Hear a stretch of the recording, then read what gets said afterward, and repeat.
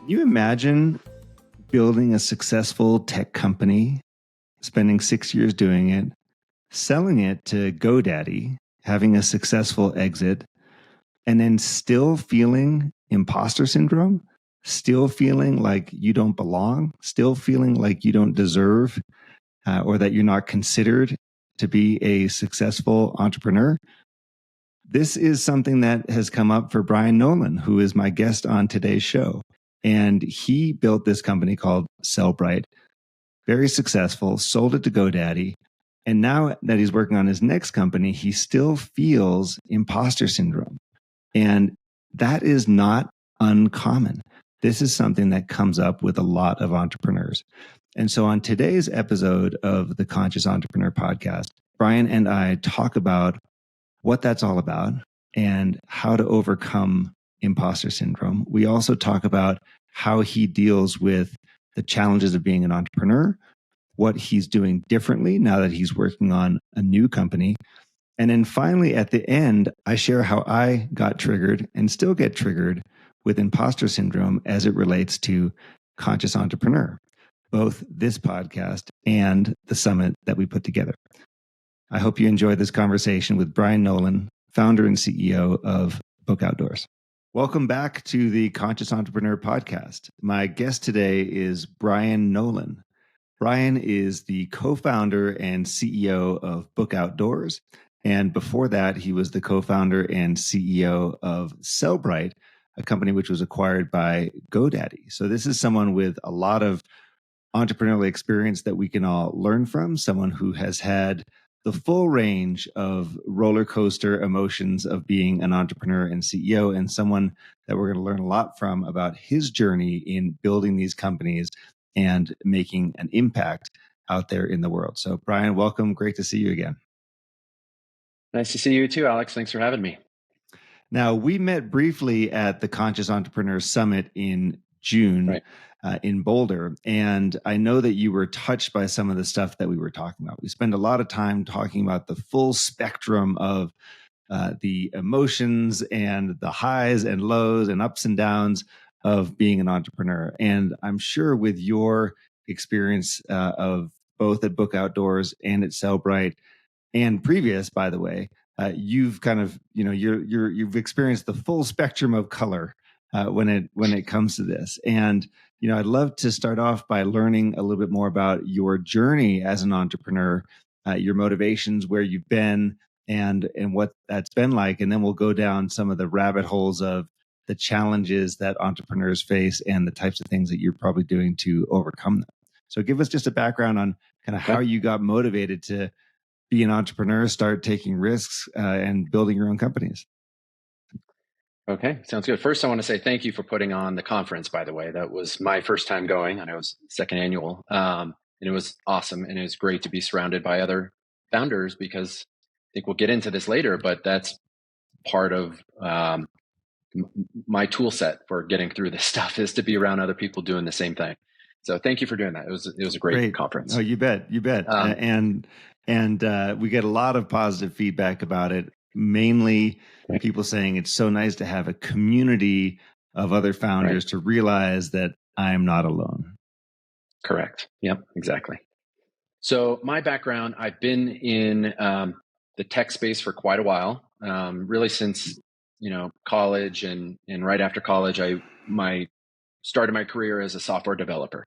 So I've been in the tech industry, both working for large companies like Price Waterhouse, and small startups as well. And so I was always the kid to, like, going way back, I was always the kid that had the lemonade stand, that I was always looking kind of for entrepreneurial things to do. When I look back at it, it was sort of the early days of that. I was also a Lego lover, so I loved building things from scratch and using my imagination.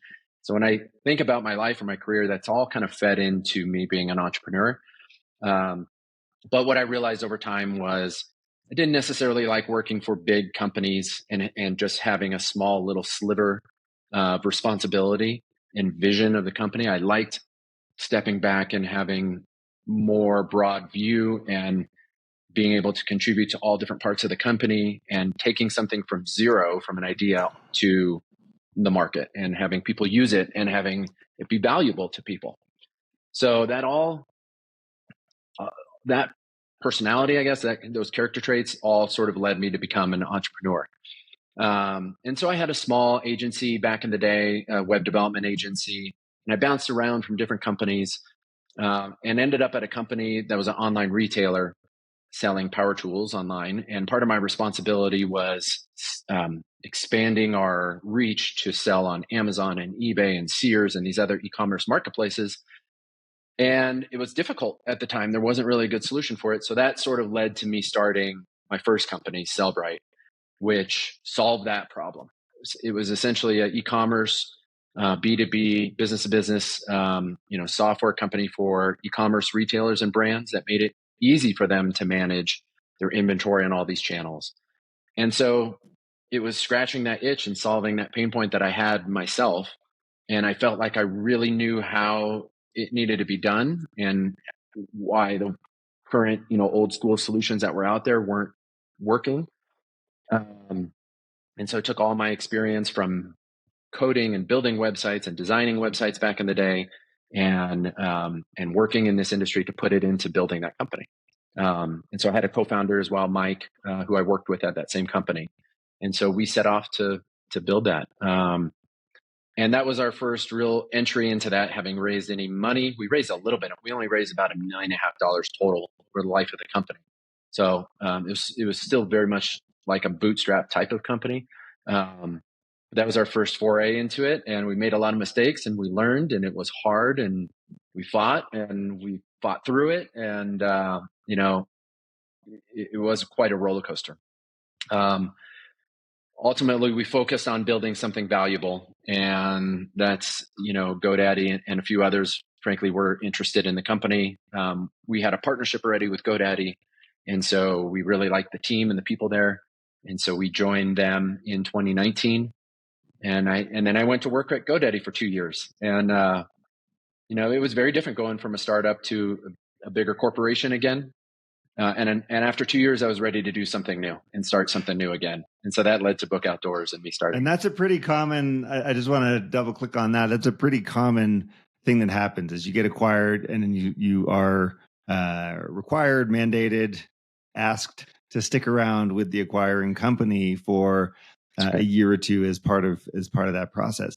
Now, I really want to understand better, kind of when you're building Sellbrite. So you see a problem, a problem in the market. You say, I've got a solution for this. You team up with your co-founder and create the company. At this point, what are you thinking? What are you feeling? What are you learning what did you learn along the way?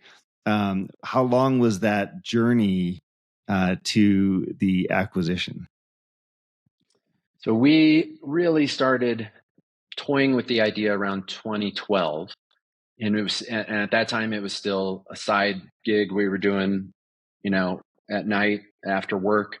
We'd get together at my house or his place and, from like 6 to 10, work on this thing in the evening.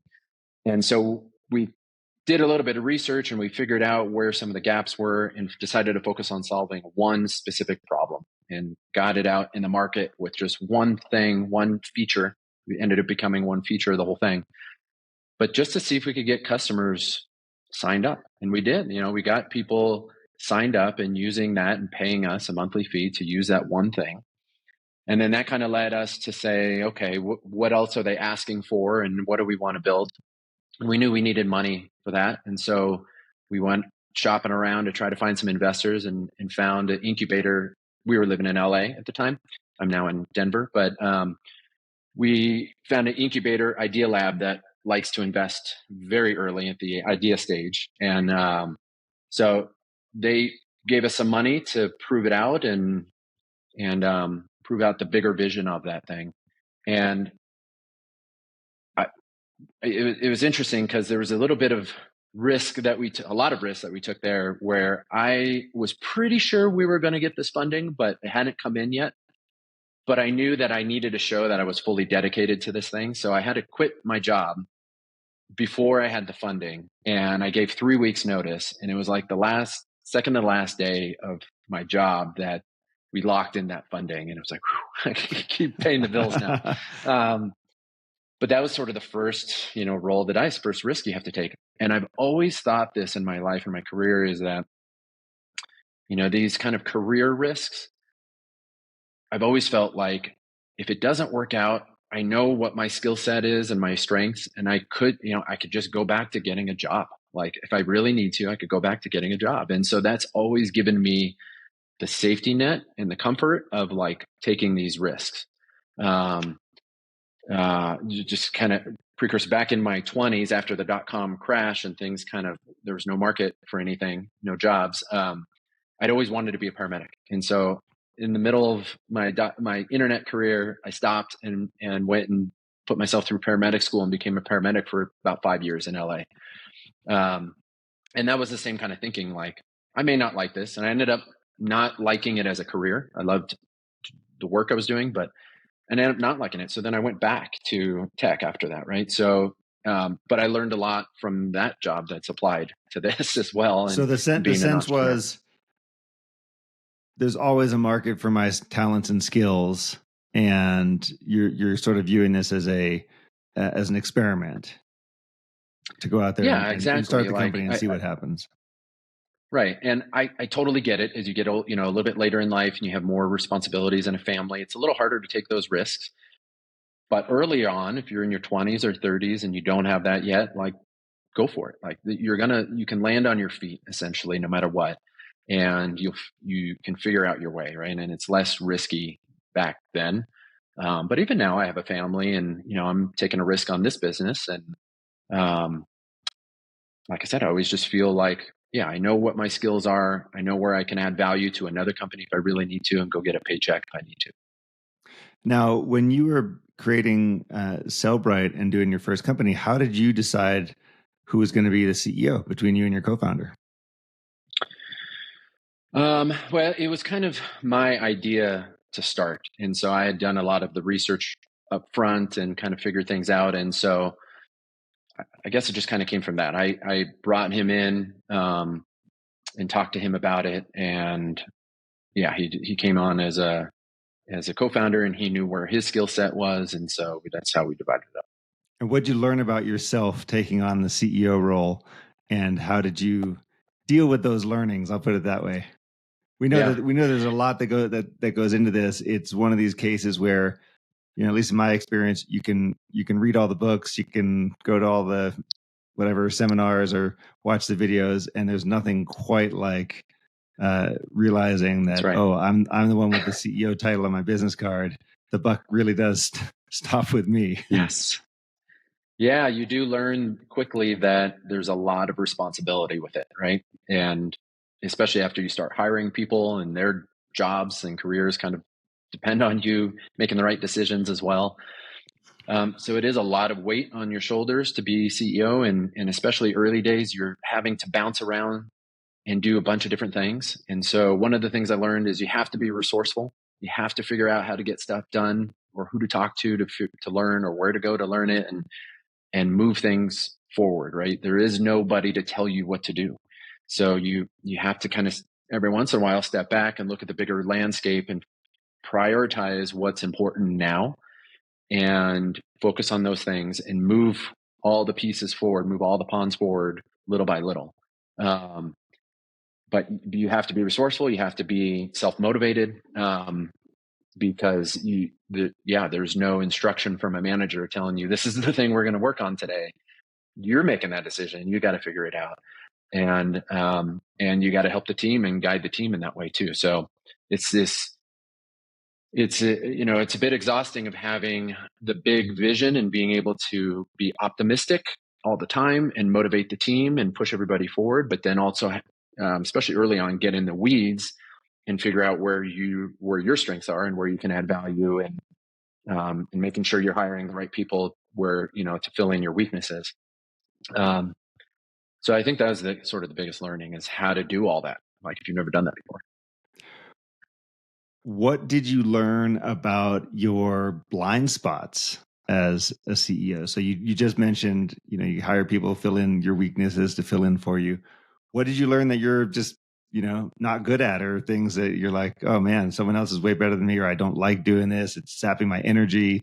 Were there any real surprises as you were taking on the CEO role? I mean, there's like specific business skill sets where you learn what you're good at and what you're not. So I come from a product background, and I'm good at the vision, and I like that piece of it and figuring out what to build. But what I don't necessarily love is like the sales piece, or even some of the marketing pieces that are very analytical in nature. Those to me are just not as creative as the stuff I like to do. So I like to be creative, and I like to do those things from more of a personality skill set or personality trait side of things. Um, I guess early on you have to learn how to deal with that stress and those emotions, and not let that come out to the team and even to your co-founder. You hear this all the time, that having a co-founder or co-founders is almost like having a marriage. Like, you're together all the time, and you're going to fight, and there's good days and bad days. And how do you manage that? How do you have empathy, and how do you keep your emotions in check? And that's part of this loneliness, I think, of being an entrepreneur, is that oftentimes you can't share those emotions with your team, for sure, your employees, but even sometimes with your co-founder or your investors. It's having the network of people in the community like you're building of other entrepreneurs is sometimes the only people that get it and that you can kind of talk to about these things. So that part of it is hard. Like, it's an emotional drain, and goes back to the mental health, right? How do you stay healthy mentally and physically, but especially mentally, through that whole journey? On that note, what were the things that came up for you? So I talk to entrepreneurs all the time. We do the summit. There was a couple hundred of them there. I have a big network of folks that I chat with as well. And I know that the common ones are burnout, right? So I just like hit a wall, or imposter syndrome, meaning I feel like I don't belong here. People suffer from paralyzing amounts of fear and anxiety, or in some cases, depression also trips in. And I've seen a really wide range, and people have different strategies for different things. But I feel like we're all kind of governed by one core issue, if you will, one core wound. What was that? What was that for you? What was the one that was most often bubbling to the surface? All of those apply, for sure. Imposter syndrome is a real thing. Even now, I've built and sold and had some success at building a company. You still have imposter syndrome now, right? So it creeps in all the time. And that's sort of like the self-doubt of, am I qualified? Do I actually have the skill set to do this and pull this off? And even more so, do other people believe that? Does my team believe in me and believe that I have the skill set, if I sometimes don't feel like I believe in myself? And that's, and so you start thinking about what are the other people thinking, and that kind of compounds it. And The so flip side. what is that? So what does that look like? So, you've got let's call it the facts of the world, right? Brian started a business. It was successful. It had great partnerships, and people were interested in acquiring it, and then got acquired, and success. So we have that sort of real world data, if you will.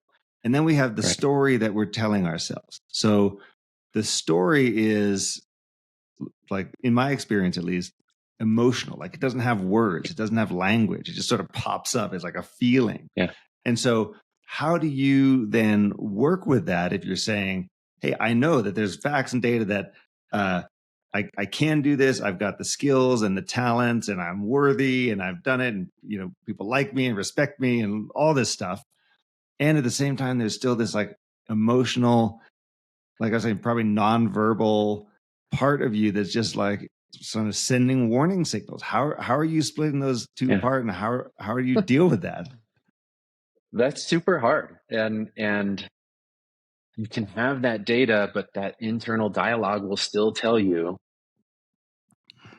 don't trust that data, essentially. It's like, yeah, I built this successful company. We had a great team and we were like a little family. But maybe that was all because of my co-founder, or maybe that, you start thinking these other things like, why, why were those things successful? Give you a real world example. In this company, we early on had some, I'll call them tough hires, some maybe incorrect hires that we made and some key roles. And so we had some turnover and we had to let some people go. And I couldn't figure out how that could happen after having hired great people at my last company and had such a great relationship with them. And I felt like I was empathetic. I got told I was a good empathetic leader. But then all of a sudden, in this case, like the opposite happens. And how does that happen? And so you start doubting, like, do I know how to hire people? Am I a good leader? And for me, what I have to do is step back and either self-reflect and think about, like, go back to remembering the days of, and how we did things before in the previous company, and sort of remind myself of that. I talked to my wife about it, who was there through that whole journey, and having a good support system. My wife's been super supportive of this through the whole thing. Talking to her and just talking through these things, and she can remind me sometimes of how things were from her perspective, right? Those are, you just, you have to find the tools and the way to work through those things, but it creeps up all the time. And part of it too, I think, when I was talking about, does the team believe it?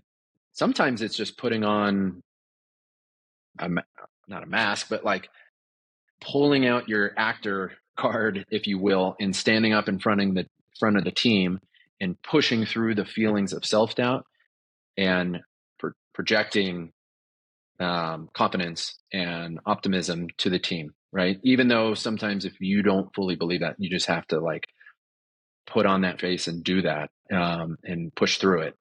And then actually, once you do that, you sometimes feel better. You tend to feel better, and you realize that you were right, and the team does believe in you, and you actually do have the skills and the confidence. So a lot of that is just like pushing through and figuring out ways to get through that, and getting the feedback that you do know what you're doing. On that point, one of the speakers at the Conscious Entrepreneur Summit was Dr. Srikumar Rao, and he's got a really great and interesting way of looking at that, where he says we all get so confused and wrapped up in being the character in the movie, and we forget that we're the actor, right? Meaning, what I mean there is, you can easily get so caught up in the day-to-day, and you get so twisted into whatever role you're playing: entrepreneur, CEO, husband, father, whatever, all these things, right? And if we step back and realize that we're the actor, we can display different character traits when we need to. So if you, like you were saying, That's right. hey, there's times when you need to just, put on a certain mindset, right? Adopt a mindset, start to think and talk in a certain way, because that's part of the role. That's part of what a CEO does. CEOs project confidence and optimism and so on. And so even if you're not feeling it, you sort of step into that role, and then you do it, and then you feel better. And the important thing is then be able to detach back and say, oh, I'm the actor here, this entire thing. I'm not just stuck in one particular role. So I think that's a really nice kind of conjunction of those two themes. What about, so you basically said yes to everything when we were talking about burnout, imposter syndrome, anxiety, depression, fear, and so on. So so what else came up for you? Do you have a burnout story that you can share? Yeah.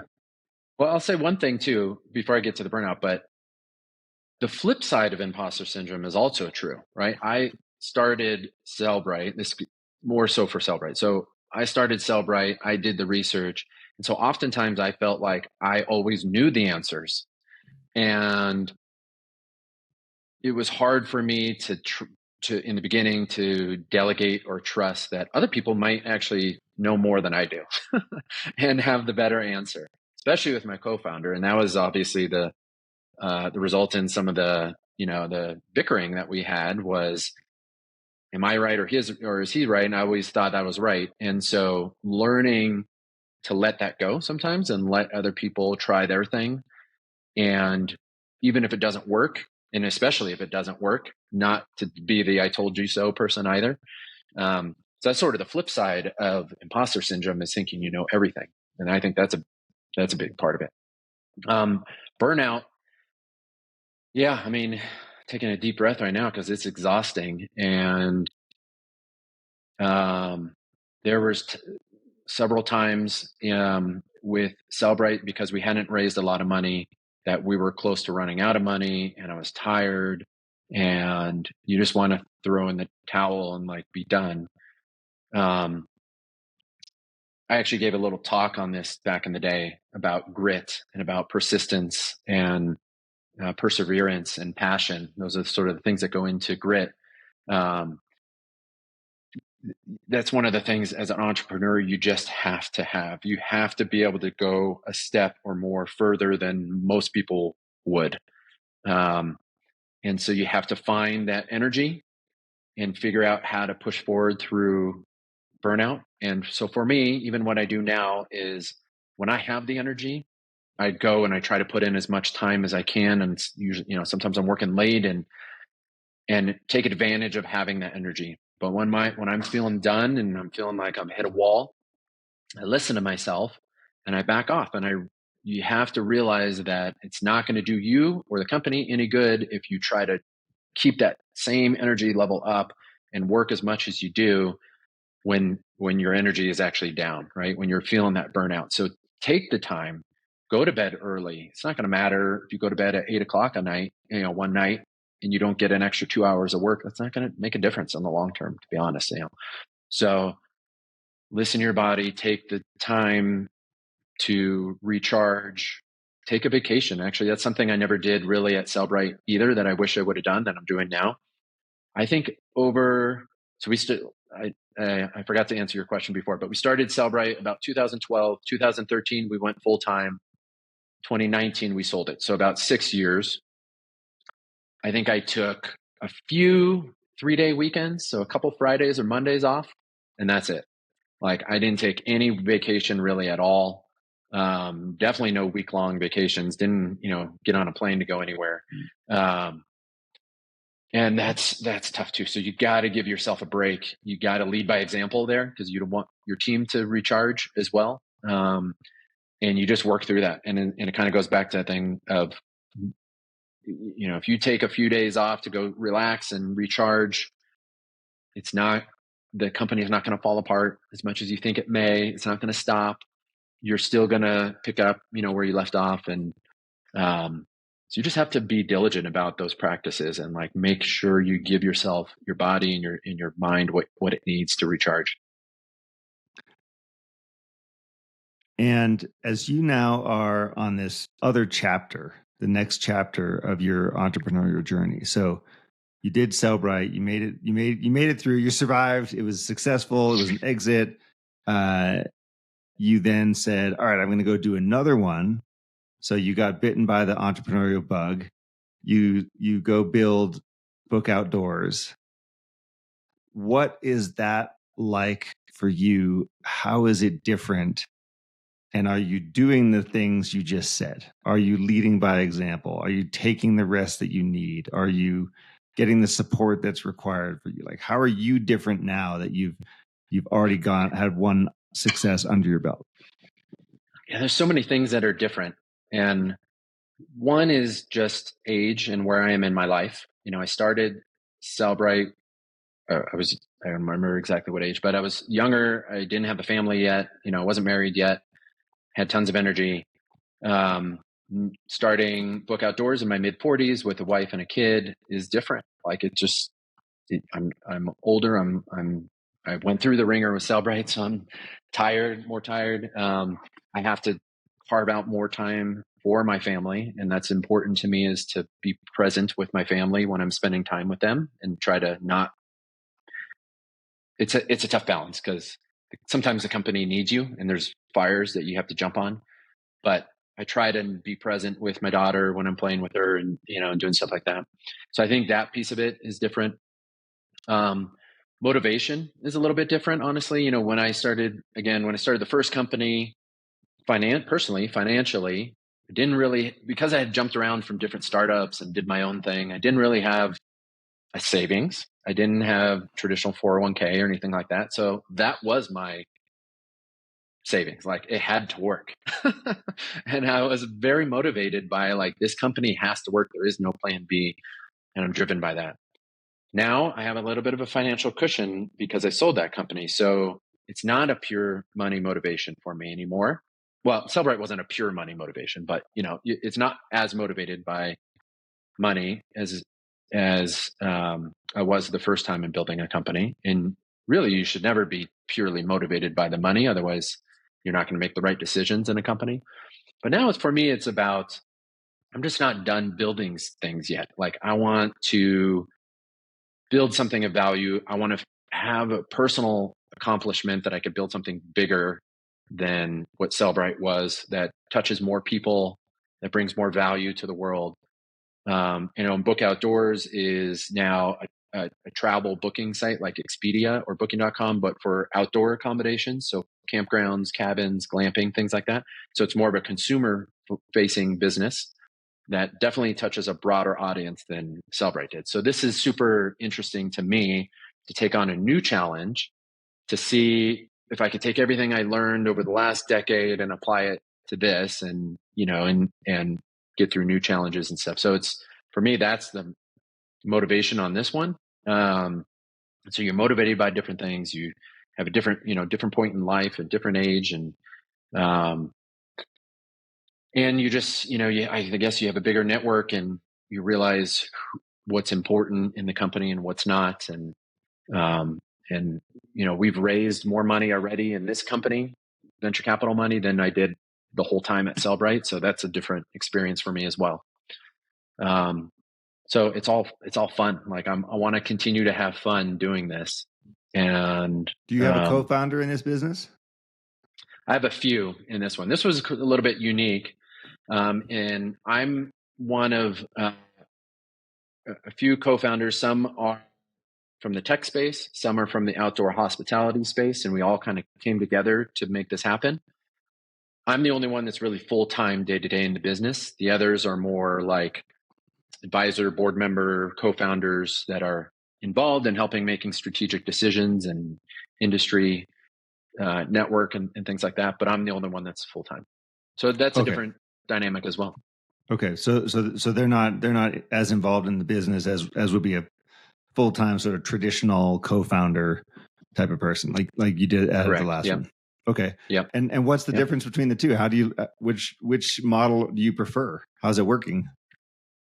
I actually prefer the other model. I actually prefer to have a co-founder in the trenches with me, because that is somebody that you can talk about all the hard things in the business and share that info. Not that I can't with these co-founders, and I do, but since they're not in it day to day, seeing every little decision and every little thing that happens, it's hard to give them a recap of all that and kind of get them up to speed and then talk through it. It's more like talking through it with maybe an investor or something than it is a co-founder that's in the trenches with you. So I think I think having that partner that's with you day to day is super valuable and helpful.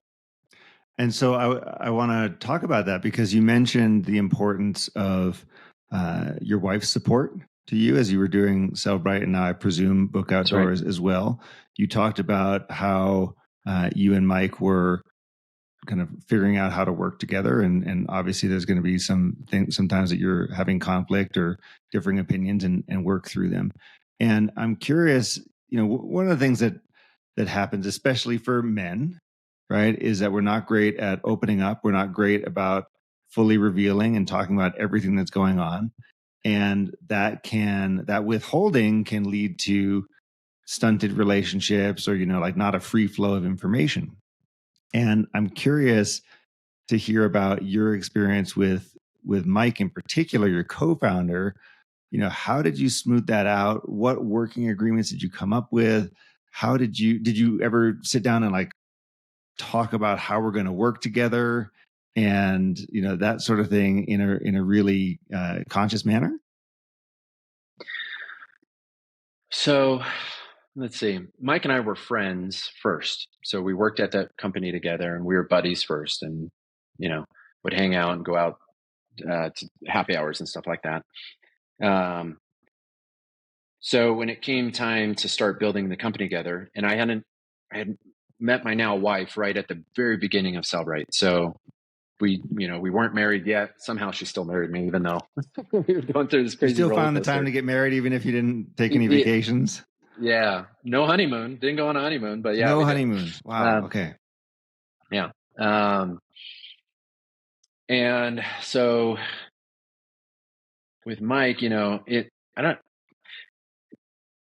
never gone, actually, no, I have. So I think having a co-founder that's a friend first is similar to having a friend that then becomes your roommate. Like you learn so much more about them than if they're just your friend. And sometimes it works and sometimes it doesn't. And there's all kinds of people warnings saying, don't go into business with your friends, because it could go south and it could actually ruin the friendship. And definitely don't hire friends. And I've made both of those mistakes. But I liked having him as a friend first because we knew our personalities, each personality, and we knew what triggered each other and what to avoid. And so it was just when you know somebody already and you already have that comfort level, it's a lot easier to talk about some of these things. Now, we would talk about business things and challenges and the hard parts about business. I don't know if I ever opened up and told him how I was feeling, and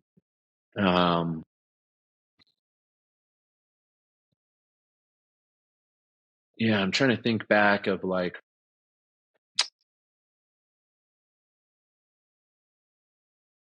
yeah, I don't know if we ever really shared like specifically calling out the emotions. I feel scared right now, or I feel nervous, or I feel whatever. It's a skill that you got to learn.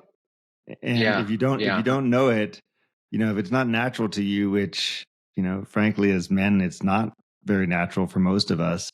Right. It's hard. And I'll just share from my experience, like when I talk to my co-founder and, we're always talking about business stuff, there's only one level of conversation that takes place. And if I then am able to identify and articulate a feeling, then a whole nother level of conversation winds up taking place. And often,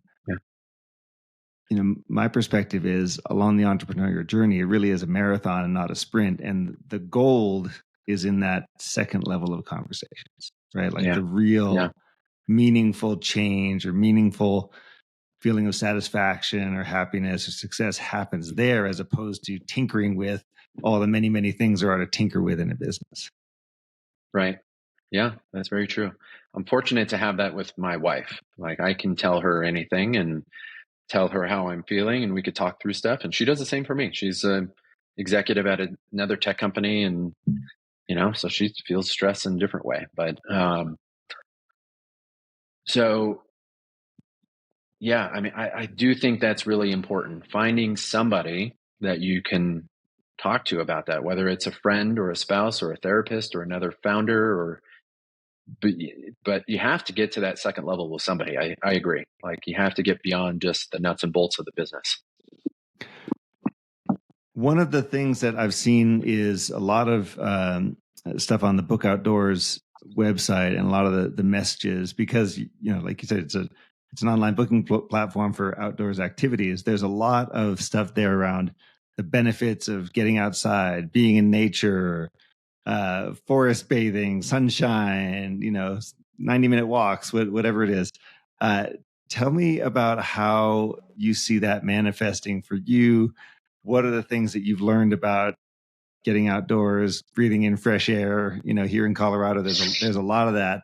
But it sounds like that's a real sort of through or a thread that kind of goes throughout the whole Book Outdoors philosophy. And I assume a lot of that comes from you. Yeah, for sure. For sure. I grew up in Southern California. Now I live in Colorado. So lots of sunshine. I love being outdoors. I now live on a small ranch. I part of the reason we moved from LA to here is to have a little bit more space and land to be able to get outdoors and have animals. So I'm big on outdoors and nature now, especially with our connected lives. And we say this too quite a bit, that we feel like getting outdoors is the remedy to our modern connected lives. Just turning off your screen, putting it down, putting your laptop down, your phone down, and walking outside and getting that sunshine, feeling the breeze, taking a deep breath, going for a walk is so powerful. There's data and science behind this as well. But just personally too, I mean, it's a big part of what I do, to relax or to, get through some of the tough points when I feel like the weight is on my shoulders. And it's just to get outside and I like animals too. So we have 10 animals here on the property that I love and get. Oh yeah, what kinds? A lot of joy from. We have horse, goats, chickens, cats, and dogs. Yeah. So they bring me a lot of joy too, and they let me divert my attention to them for a little bit. And I think that's a big part of it, is if you can, this is sort of the whole mindfulness piece, is being present and focused on whatever it is you're doing and not having your monkey mind go run wild. And so I think when I'm outdoors and when I'm with the animals, it gives me that space in my head to put the company or the business or whatever it is aside for a moment and be there present, and just gives that break that you need sometimes. So yeah, being outdoors is we're big on that in the company, and we think that's an important part of human nature. And we feel like the world would be in a better place if people spent more time outdoors, and that's the one thing that kind of connects us all, right? When we were developing our logo, even, we were thinking, what's the one thing that's natural or uniform to everybody in the entire world? And it's the sun, and it's sunshine, and it's water. So that's how our logo came about. Like, we wanted something that ties everybody together and that's uniform to everybody.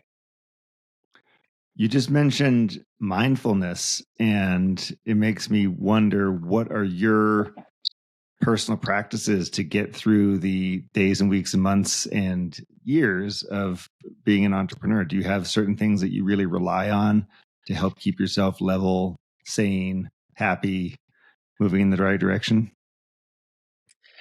Yes. I am not the type of person that has a strict schedule or strict discipline of doing the same thing every day. So some people meditate 10 minutes every day, same time. That's not me. Or exercise or whatever it is, right? I find it harder to stick to a schedule like that. So I just pull on the tools as I feel necessary. Mindfulness meditation, I absolutely love. And I got into it way back at the very beginning of Cellbrite. My roommate at the time would meditate, and I kind of knew what it was, and I thought, and I was learning about the benefits of it, but I didn't know how to do it. I didn't know really what was the right way, what was I supposed to be feeling. So I was trying to figure out how to learn it. And this is even back before Headspace or Calm or any of these apps were really around to guide you. So when we started Cellbrite, when we moved out of that little incubator and got our own office, one of the first things we did was hired a mindfulness meditation coach to come in. I think in the beginning it was every week, and would lead the team. I only required it once for everybody in the first session, and then I said, now it's optional, it's up to you. But we had a pretty good turnout of people that would go every week. And he would guide us in, meditation practices and give us different tools and different ways to do things. And then we had a room in the office that was dedicated for meditation. So it was this little room that you wouldn't really do anything else with. It was almost like a closet. And so we put a couch and some stuff in there to make it comfortable, and you could close the curtain and use that space as your meditation space. So that's how I learned mindfulness meditation. For people who want to learn now, I think there's tools, like I said, Headspace, Calm, 10% Happier is another awesome app.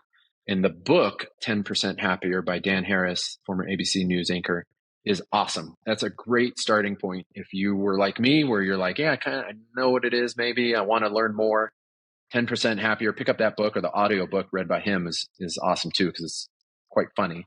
But it's a good intro into mindfulness meditation, and it's all about awareness of your thoughts, really. I mean, it's about understanding and not trying to clear your head, because that's impossible, but being aware of your thoughts and being aware of how those thoughts make you feel and your emotions, so that you can be reactive to those emotions in the right way. And so I lean on meditation when I feel like I need it. Sometimes it's 15 minutes and, kind of a longer or even longer meditation if I really feel like I need to settle and kind of be there. Sometimes it's a minute or 5 minutes or whatever I can get in. Another thing I learned too is just nowadays, we're a fully remote team. So a lot of my life right now is still on Zoom calls, which are exhausting. I think more exhausting than being in person. So sometimes what I need to do is just in between these back-to-back meetings, before I jump on the next Zoom call, I just sit and I take a deep breath, close my eyes, and just let out some pressure in between these calls for 20 seconds. Like sometimes that's all you need. And so these practices that I've learned along the way just help me as I need them, in different points of the journey. Yeah, great. I mean, mindfulness meditation is such an important thing these days. And I like the way that you talked about it, just being aware of your thoughts. So it's not that you don't go chasing your thoughts. So you don't think all the thoughts. You just realize that they're there and that they're happening. And at least that's how I have done it before. It's just kind of like you see passing clouds in the sky. Because you don't want to just sit there and make a grocery list or sit there and do a task list of all things I need to do, which is it happens when people try to meditate for sure. Right. But mindfulness is just awareness that there's a lot of activity going on inside of our brains. Yeah, and for the way I kind of think about it, I like to focus on the breath, which is common point of focus that they teach you. So thinking about your lungs expanding and focusing on your breath. But it's that awareness, because things are going to creep in your head. The to-do list or whatever is going to pop up. And the whole goal is to be aware of that and aware of how that makes you feel, and then bring your focus back to your breath again without judgment. Like, don't beat yourself up that your mind is racing, because that's everybody. But it's just aware of these things that are popping up and then bring it back into that focus again. And it's not easy. Like, it takes practice, right? I mean, they call it a mindfulness practice. But it's easier with repetition over time, and it's easier with these apps that can guide you. How does that make you a better entrepreneur and CEO? Ooh, great question. Well, I think it gives me the awareness of how I'm feeling at that moment, so that I can adjust as needed, and makes it easier to be present and listen and focus with my team, which is hard to do, especially on Zoom when you're not face to face. So it gives me this skill set, I think, to do that. But also, that sort of awareness of this is what I think a conscious entrepreneur is that awareness of what your strengths and weaknesses are, and awareness of how you're feeling and your emotions, so that you can use that to your advantage, but also use, to guide your decisions and guide how you're feeling. And sometimes, you just need to it's okay to step away from the team for a little bit. If you're feeling the pressure and you're feeling like I would not be good interacting with somebody right now, that's okay. And the awareness that that is what's most important. And you can say, you know what, can we reschedule this meeting? I'm too distracted, or I'm upset about something that just happened, and I don't want to, take that out on you or whatever. So that awareness, I think, helps a lot. And being able to reflect on what you're thinking, how you're feeling through mindfulness makes me a better entrepreneur. Wow, that's such a cool story that you were just mentioning there about, you have the awareness, and then you And so you have the awareness of how you're feeling or what's going on inside of you. And then there's times when you have to step away or kind of change what you're doing. But then you talked about how you communicate that with your team to say, hey, this is happening for me. And I'm curious, like, so you have that. You're doing mindfulness meditation. You have this awareness. You've learned how to communicate it. When you start to talk like that, do others in the team mirror? Do they start to exhibit the same level of self-awareness and then communication style? Did you have to go around and teach anybody, hey, I'm going to say this. It might sound weird the first couple of times, but get used to it because it's how I roll. Or was it natural and organic, or did some people just totally resist and not want to go there? What happened? Yeah, I'm going to go back to the Cellbrite days because, again, we were all in the same office. And like I said, we did these offsite meetings every once in a while with the whole team where we take them somewhere like the zoo or whatever and like get a meeting room there. And we'd often start those with everybody sitting around the table and we say, okay, we're going to close our eyes for 5 minutes and do a little meditation. And that, you don't know how people are going to react to that, right? That's like, some people may roll their eyes. I think that's kind of going back to this imposter syndrome thing, like the eye rolling. You think people are going to roll their eyes at what you're saying or the hokiness of what you're saying, right? But the reality is people appreciate it and like that you're thinking about them and the mental health and like that you're maybe teaching them something new. And maybe it's not for everybody, and that's fine. Like, if they don't want to practice it going forward, that's fine too. It's been a little harder to do that in this fully remote company, just because you're not there in front of somebody all the time, right? You have these scheduled Zoom calls, so that it's a little harder for that to come across. But I think at the previous company in the office setting, we did talk about that quite a bit, and I did use those terms every once in a while, and I think most of the team we hired appropriately too. Like, we hired the people that would fit into that kind of culture. And like I said, not to say that they had to be a mindfulness meditator, but we built a certain kind of culture and a certain kind of person that understood these things and understood how important mental health is for the journey. Because even though they're not the founder, it's early stage employees have a lot of stress and pressure too, and there's a lot of help, a lot of mental health concerns for them as well. So, in this company now, being fully remote, part of our employee perks is that we reimburse for any kind of mindfulness app that somebody wants to subscribe to, or gym membership or Peloton or whatever it is. Those are the things the perks that we offer since we don't have the office. So we communicate that importance in other ways as well. But yeah, it's, the reaction at first, you never know what the reaction is going to be. Especially when we brought in Nick, our coach, who was awesome, but you never know how people are going to take it. But, I think most people are receptive to wanting to learn and to have tools for themselves.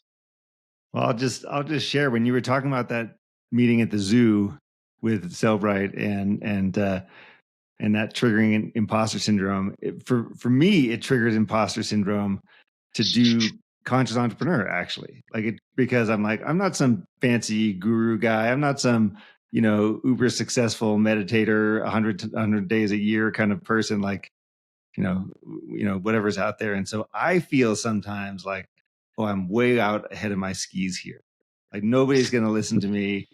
Nobody thinks it's important. Like, who am I to be talking about this stuff? And so I literally felt a reaction in me when you were talking about, when I just visualizing what it would be like to be in a meeting and say, we're going to start with 5 minutes of meditation.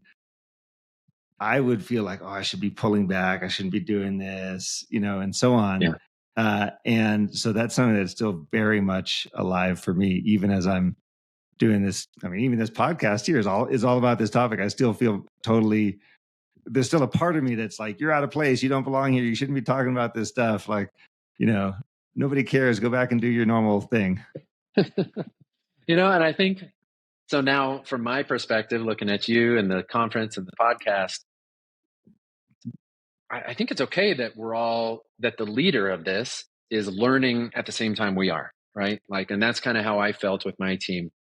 Maybe I have a little more information because I started thinking about this a little bit and I'm bringing it to you guys, but this is a learning for me too. I'm bringing this coach, not because I'm the expert, but because I want to learn as well. But sometimes that's just what people need, is for somebody like you, for Conscious Entrepreneur, and me at the company, to get that going and to lead it and to organize it. And that's why we're all so appreciative of what you're doing, because otherwise we're not going to self-organize. So it needs somebody to do that, right? To organize it. Even if you don't feel like you're the expert, you're not the ultimate guru, you're learning with us, that's fine. There's no shame in that at all, right? But yes, your inner dialogue tells you that. We're all on the journey, and we're learning, and this is us going out and doing our best every day. And Brian, I just want to say it's been great to have you here. I really appreciate you sharing these stories and being so open and authentic and vulnerable for us, and great to see you, and thanks for joining. Thank you, Alex. And hopefully this was helpful to somebody. I'm, by the way, always open. You can find me on LinkedIn. Other founders have reached out and I'm happy to meet. Just met somebody awesome here in Denver that's also moved here right about the same time I did and is a founder as well. So we get to talk about things and share. So I am open if people want to find me on LinkedIn. Happy to have conversations with people.